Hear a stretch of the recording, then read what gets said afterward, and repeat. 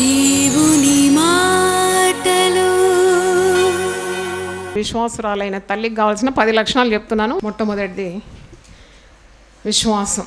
ప్రతి తల్లికి కావాల్సింది విశ్వాసం. ఎందుకంటే విశ్వాసము మరి మన అనుదిన జీవితాల్లో చాలా ప్రాధాన్యత వహిస్తుంది. ప్రార్థన చేసినప్పుడు నీకు విశ్వాసం కావాలి. దేవుడు ఉన్నాడని నమ్మాలి.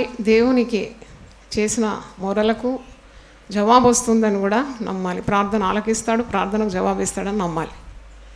విశ్వాసం లేకుండా ఉండట దేవునికి ఇష్టము లేదు. వారి దేవుని యొద్దకు వచ్చేవారు దేవుడు ఉన్నాడని నమ్మాలి. దేవుని వెతుకు వారికి తగిన ఫలం ఇస్తాడని నమ్మాలి. కనుక విశ్వాసము నీవు అడిగి పొందుకోవాలి. విశ్వాసం అనేది ఒక వరం.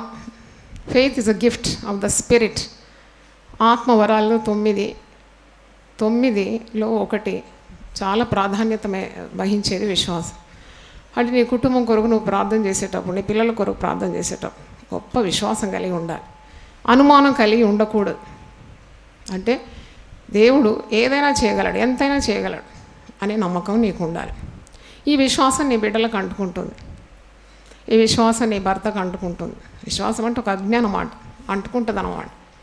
దీనికి మరి ఒక ఉదాహరణ 2 తిమోతి. పౌలు తిమోతికి రాసిన 2వ పత్రిక, తిమోతికి రాసిన 2వ పత్రిక 1వ అధ్యాయం 5వ వచనం చూడండి. ఆఖరి 3 వరుసలు చూడండి. ఆ విశ్వాసం మొదట నీ అవ్వ అయిన లోయలో, నీ తల్లి అయిన యూనికేలోను వసించును. అది నీ యందు సహా వసించున్నదని నేను రూఢిగా నమ్ముచున్నాను. అంటే తిమోతితో పౌలు అంటున్నాడు, నీలో ఉన్న విశ్వాసము అది ఊరికే రాలేదు. నీలో ఉన్న విశ్వాసము నీ తల్లి ద్వారా, మరి నీ అవ్వ అయిన లోయి, నీ తల్లి అయిన యూనికేలో ఈ విశ్వాసం మొదట ఉండింది. ఆ విశ్వాసం నీలో కూడా ఇప్పుడు వసిస్తుంది. అంటే దాని అర్థం ఏంటి?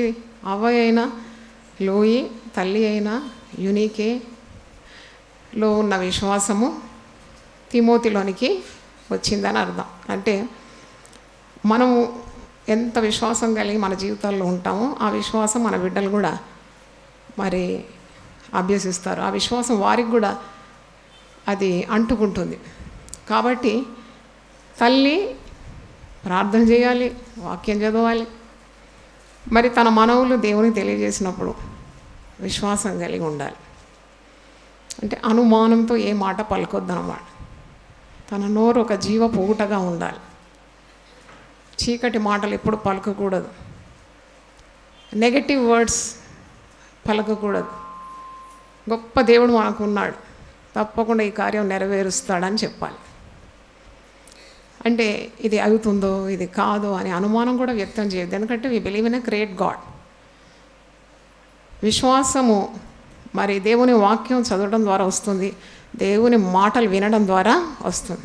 ఈ తల్లుల సహవాసంలో మీరు అనేకమైన సేవకులు వస్తారు, వాక్యం వెదజల్లుతూ ఉంటారు.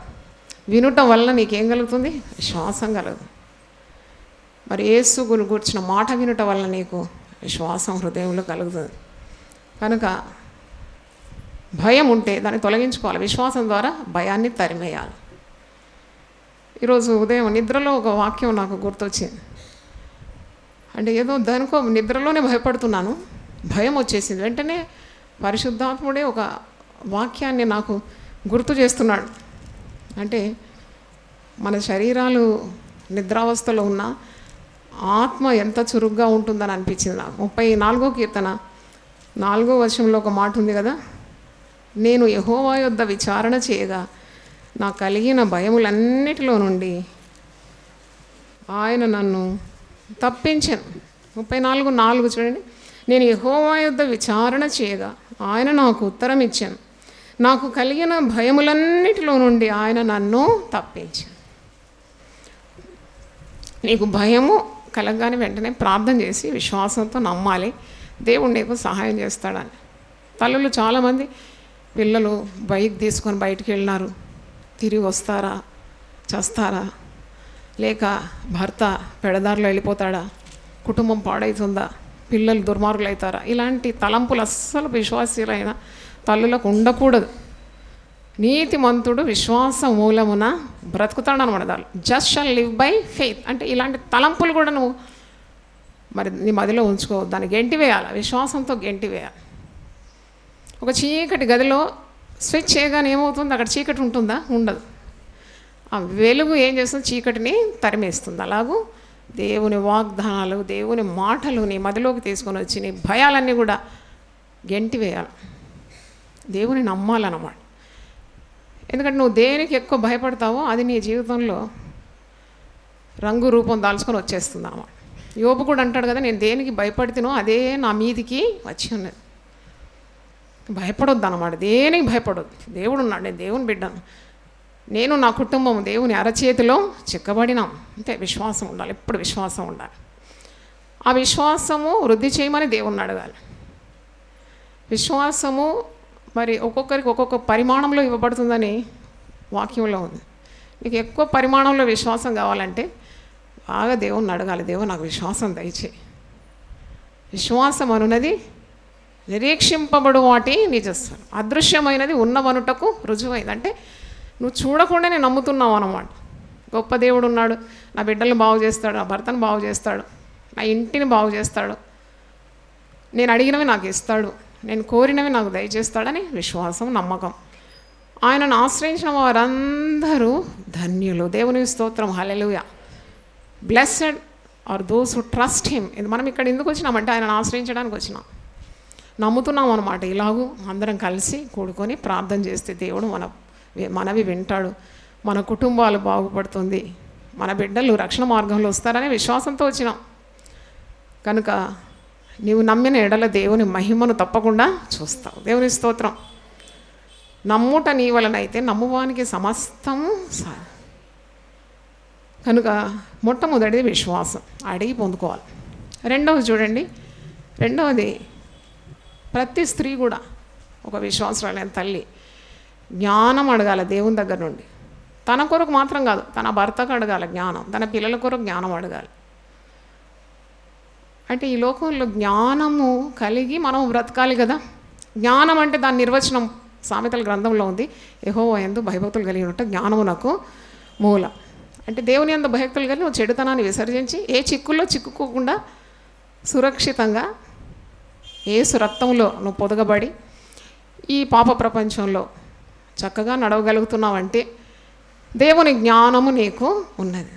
కొందరికి దేవుని గురించిన జ్ఞానము లేదు, వారికి సిగ్గు కలుటకే ఈ మాటలు చెప్తున్నానని ఒక దగ్గర ఉంది కదా.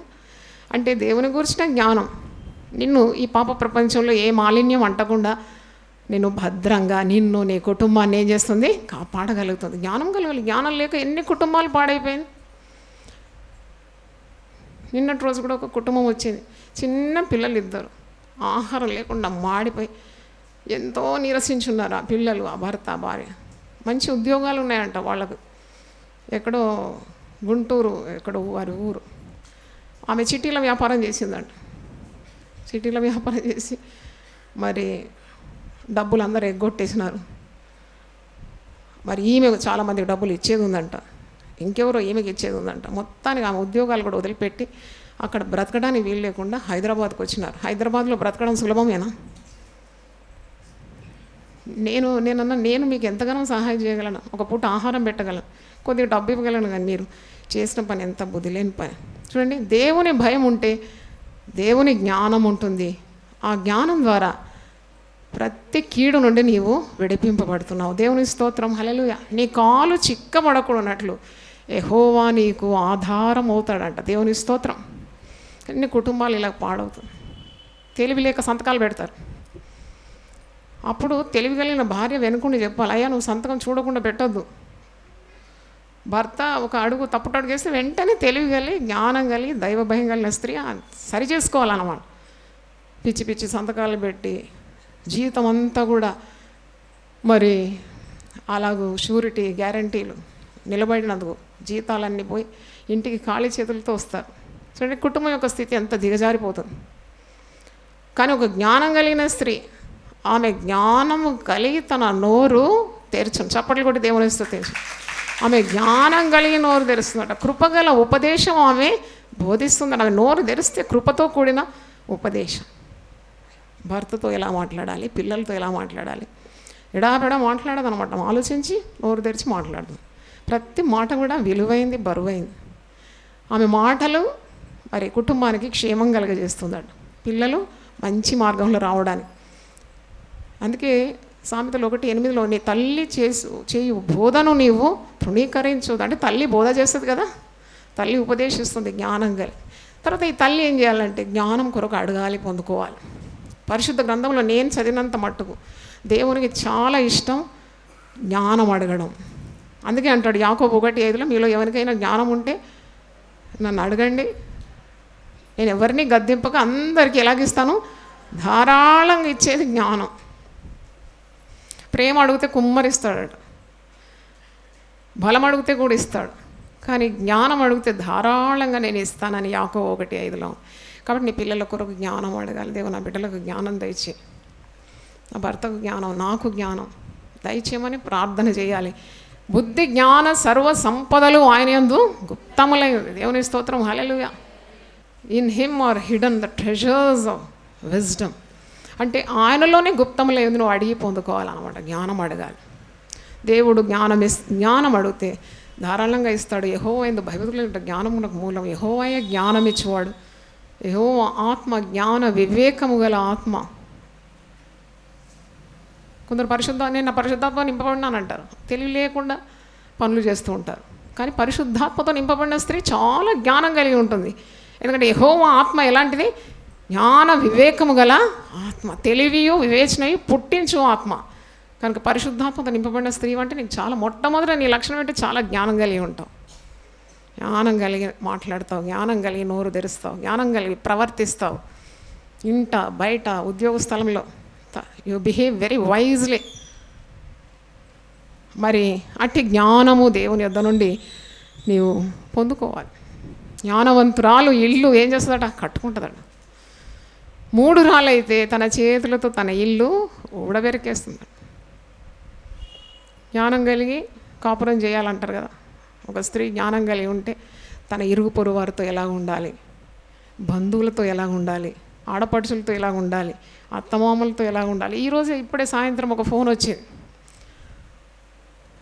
ఒక యవనస్తురాలు 30 సంవత్సరాలు, ఒక పాపకు బాబు ఉన్నారు, ఒక 5 సంవత్సరాలు 3 సంవత్సరాల పాపతోటి మా అమ్మ ఒక మాట అన్నాడంట. అనకూడని మాట అంటే చాలా రోషం వచ్చి 2 పిల్లలు తీసుకొని వెళ్ళిపోయింది. ఎక్కడ పోయింది ఇప్పటివరకు పత్తలేదు. నేను కూడా నంబర్ తీసుకొని ఫోన్ చేసిన, రింగ్ అవుతుంది కానీ తీయడం లేదు. ఇంకా ఇంతవరకు ఆచూకీ పొద్దున్న వెళ్ళిపోయిందా. చూడండి, దేవుని వాక్యము నీ హృదయంలో నింపుకుంటే ఇలాంటి పిచ్చి ప్రవర్తన ఎప్పుడు చేయవు కదా. ఒక మాట ఏంటి, 1000 మాటలని నీకేం పర్వాలేదు. వాడిని క్షమించి వారి కొరకు ప్రార్థన చేసి పరిచర్య చేయడానికి కూడా శక్తి దేవుడు ఇస్తాడు. అదే కదా పరిశుద్ధాత్మ శక్తి. మాటకే నీవు భర్త ఇంటి వారిని ఇల్లు వాకిలి వదిలేసి పిల్లలతో ఎక్కడుందో కూడా తెలియదు. కొందరు ఏం చేస్తారు, సమస్యలకు తట్టుకోలేకుండా, నేను మొన్న వార్తాపత్రికలు చూసిన, గొంతు నులిమి చంపేసే పిల్లలు 3 కూడా. ఆమెకు సమస్యలు వచ్చేసిందట, అప్పు బాధలు అంట, రుణ బాధలు అంట, తట్టుకోలేమంట. పిల్లలు చంపినారు, వాళ్ళు చచ్చినారు. ఇంకొక స్త్రీ పురుష వ్యామోహంతో 10 ఏళ్ల బాబును గొంతు నులిమి 2 ప్రేమికుడు ఈమె కలిసి చంపేసినారు. అంటే ఎంత కఠినం కదా. దేవుని వాక్యం లేకుంటే మనం ఏమవుతాం, కట్టు లేకుండా నశించిపోతాం. నీ వాక్యము నా పాదమునకు దీపం, అది నా త్రోవకు వెలుగు. ఇంత వాక్యం అంటే ఎంత గొప్పది కదా. కీడు నుండి, చెడు ప్రవర్తన నుండి, పాపం నుండి విడిపించేది వాక్యం. వాక్యమే దేవుడు అన్నమాట. కాబట్టి జ్ఞానము లేక నా జనులు నశించిపోతున్నారని హోసేయ గ్రంథంలో ఉంది. My people perish for lack of wisdom. జ్ఞానం లేకుండా నశించిపోతారు. జ్ఞానం కావాలి, ప్రతిరోజు అడగాలి. జ్ఞానం ఈ ప్రభువా. జ్ఞానం అడిగినప్పుడు నీ జీవితంలో మరి కీడు రాకుండా ఆ జ్ఞానం నిన్ను కాపాడుతుందని వాక్యము సెలవిస్తుంది. 3వది, ప్రతి విశ్వాసరాలైన తల్లికి ప్రార్థనా జీవితం కావాలి. A believer mother should be A praying woman. ప్రార్థన చేయాలి. అటు ఇటు తిరిగి సమయం అంతా వ్యర్థం చేసి ఆఖరికి ప్రార్థన చేయడానికి సమయం లేదు. స్నేహితులతో తిరుగుతూ ఉంటారు, షాపింగ్లని, లేక ముసలమ్మ ముచ్చట్లు, కబూర్లు, అవి లోకవార్తలు చెప్పడానికి చాలా సమయం ఉంది. కానీ ఆశీర్వాదాలను రాబట్టుకోవడానికి ఉన్న గొప్ప ఉపాయం ఏంటి, ప్రార్థన. దేవుని స్తోత్రం, హల్లెలూయా. కొద్దిసేపు కేటాయించి నీ గదిలోనికి వెళ్ళి అందరికీ గదులు ఏమి ఉండవు ప్రార్థన చేయడానికి.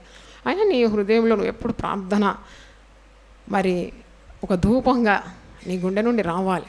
ఉదయమే లేచి ప్రార్థన చేయడం, పిల్లల కొరకు, భర్త కొరకు. ఏ దినమున ఏ కీడు సంభవించడం నీకు తెలియదు కదా. ఏ దినం ఏదో వస్తుందో నీకేం తెలుసు? ఏం తెలియదు. మనం విశ్వాసంతో బ్రతుకుతున్నాం అంతే. ఏ అపాయం వస్తుంది, హఠాన్ మరణం వస్తుంది, ఏ రోగం వస్తుంది, ఏం తెలియదు. కాబట్టి life is so uncertain. But one thing is certain, A praying mother can ward of all evil. ప్రతి కీడును పారద్రోలేదు ఒక ప్రార్థించే తల్లి. దేవుని స్తోత్రం. ప్రార్థించే తల్లి ఈ గృహంలో ఉంటే ఆ గృహానికి ప్రమాదము లేదట, అంత గ్యారంటీ అనమాట. ప్రార్థించే there is a praying mother, no evil shall come to them. అంటే ఆమె పిల్లలు, ఆమె భర్తను దేవుడు కాపాడుతాడు. ఇంటి చుట్టూ దేవుడు మరి తన కంచెను ఉంచి వారిని భద్రంగా కాపాడుతాడు.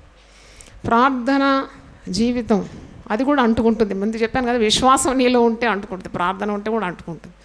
నువ్వు ప్రార్థన చేస్తుంటే నీ పిల్లలు కూడా ప్రార్థన చేస్తారు కదా. కాబట్టి ప్రార్థన ద్వారా నీకున్న సమస్యలన్నీ తీర్చుకోవాలి. మనకు ఒక సమస్య వచ్చినప్పుడు మనం పోయి ఇతరులకు చెప్తే ఆ సమస్యకు పరిష్కారమే లేదు.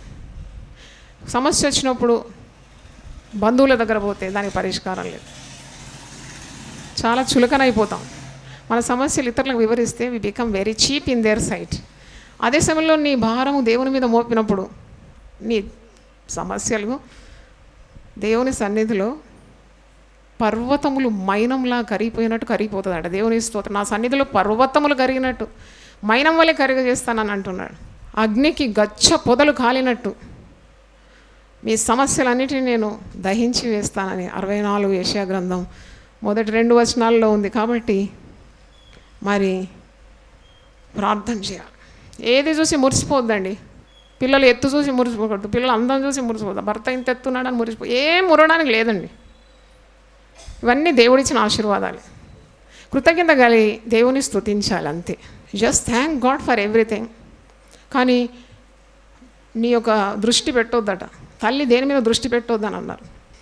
నీ కంటికి ఇంపైనది నేను ఒక్క దెబ్బతో ఏం చేస్తాను, తీసేస్తాను అన్నాడు. కాబట్టి మురిసిపోవడానికి ఏమీ లేదు. పిల్లలు చూసి అందంగా ఉన్నారని, బలంగా ఉన్నారని, ఎత్తుగా ఉన్నారని, చక్కని ఆకారం అని మురవడానికి ఏం లేదు. ఈ ఈవులను ఇచ్చిన దేవుని తట్టు నీ దృష్టి ఉండాలి. దావీదు భక్తుడు ఏమంటున్నాడు, నేను ఎక్కడ చూస్తున్నాను, కొండల తట్టు నా కన్నులు ఎత్తుచున్నాను. ఆకాశమందు ఆసీనుడైన వాడా నీ తట్టు నా కన్నులు ఎత్తుచున్నాను. అంటే దేవుని తట్టు ఎత్తాలి, ప్రార్థన చేయాలి.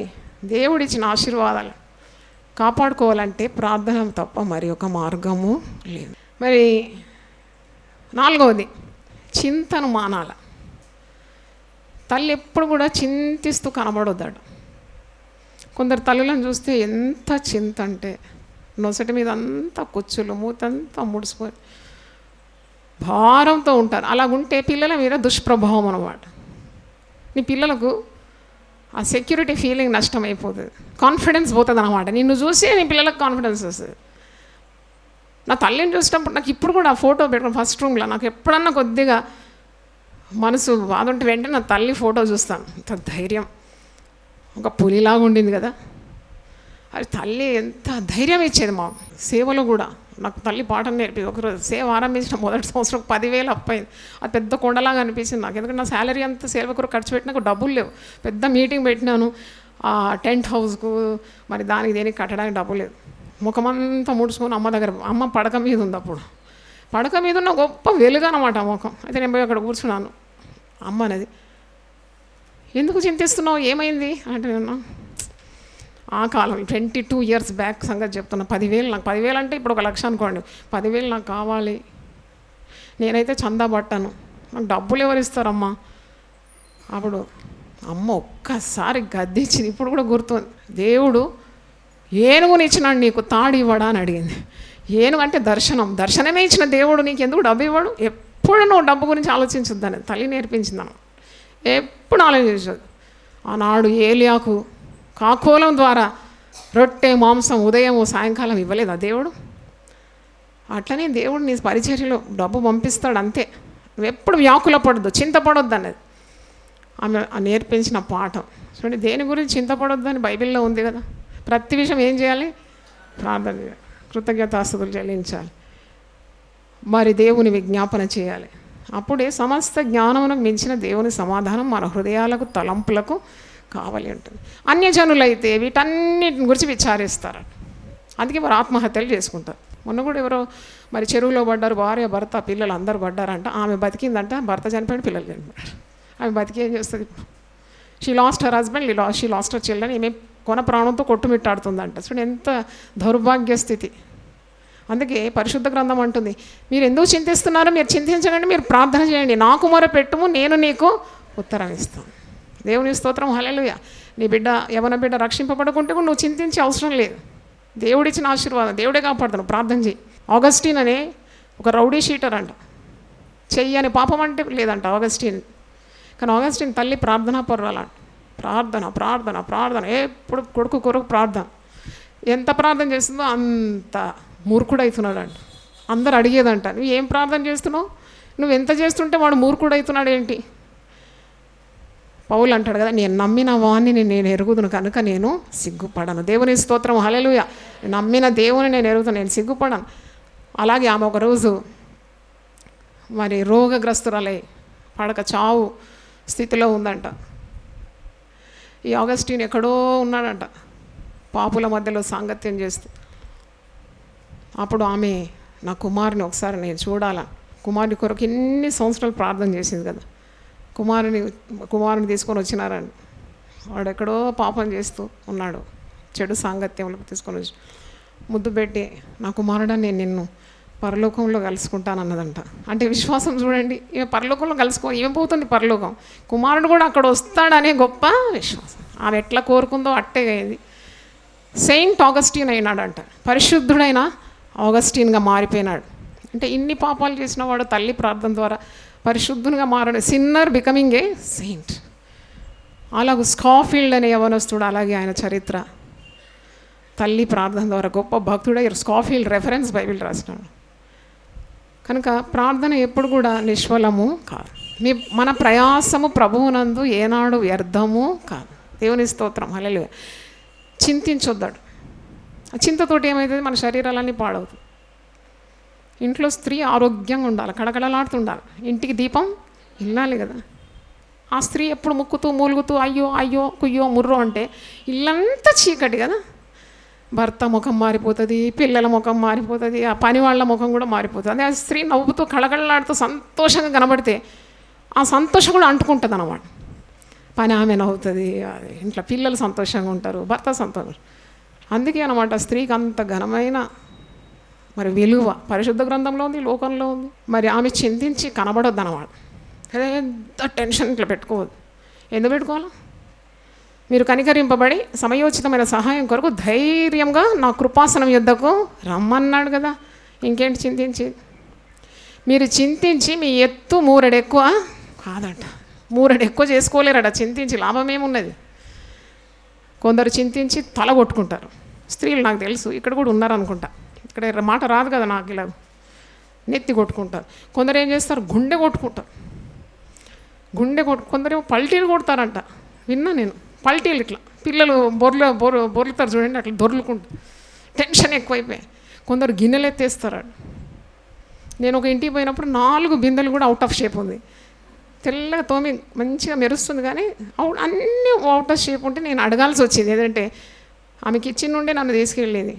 అప్పుడు నేను ఏంటి బిందెలు ఎందుకు ఇట్లా వంకరు ఉందంటే కొద్దిగా సిగ్గుపడి చెప్పింది. మీరు ఏమనుకోకుండా ఒక మాట చెప్తా సిస్టర్. ఏంది చెప్పు? నాకు కోపం వస్తే బిందెలు విసిరేస్తా. అది ఆమెకు అలవాటు అనమాట. ఎందుకంటే భర్తను కొట్టరాదు కదా, ఎక్కడ తీస్తుంది బిందెల మీద. కొందరేం పిల్లలు కొడతారు. భర్త మీద కోపం ఉంటే పిల్లలు దంచి అదేంటి కాంగో కొట్టినట్టు, డ్రమ్ కొట్టినట్టు కొడుతూ ఉంటారు. ఇదంతా చింత వల్ల వచ్చే మరి దుష్కార్యాలు. చింత మానాలి, ప్రార్థన చేయాలనే వాక్యము సెలవిస్తుంది. ఫిలిప్పీ 4:6 మరి 7వ వచనం మీరు చూస్తే, మీ సహనము సకల జనులకు తెలియనివ్వాలంట. నువ్వు ఎంత సహనం గల స్త్రీయో ఊరంతా గుర్తుపట్టాలి. కొందరు భర్త ఇంటికి అలసిపోయి వచ్చి ఇట్లా బెల్ కొట్టిండు, పోయి తెరవగానే ఇక తిట్టుడు. ఎందుకు ఆలస్యమే? ఏం చేసినావు ఇప్పటిదాకా? ఎక్కడ పోయినావు నువ్వు? అరే ఆయన వచ్చి ఊపిరి పీల్చుకోద్దా? అట్లా కాదని నేను అనుభవం ద్వారా నేర్చుకున్నాను. ఎందుకంటే నేనేం కన్యాస్త్రీని కాదు, నేను ఒక వివాహితురాలను, కుటుంబ స్త్రీ కాబట్టి అనుభవం ద్వారా చాలా నేర్చుకున్నాను. ఎప్పుడైనా బయటికి పోయి వస్తే మొదట చాలాసేపు మాట్లాడడం అనమాట. ఎందుకంటే ఎండలో వస్తారు, అలసిపోయి వస్తారు, మనం రాగానే లప్ప ఏం మాట్లాడడం,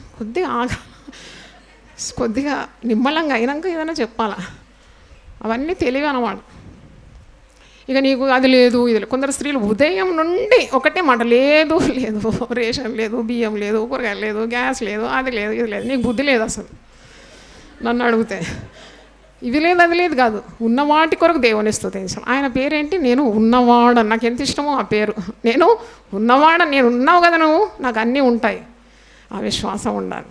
కనుక చింత వదిలేసుకోవాలి. చింత వల్ల నీకు శరీరం పాడైపోతుంది. దేహము దేవుడు అనుగ్రహించిన ఆలయం, పరిశుద్ధాత్మకు నిలయం. ఈ దేహాన్ని కాపాడుకోవాలి.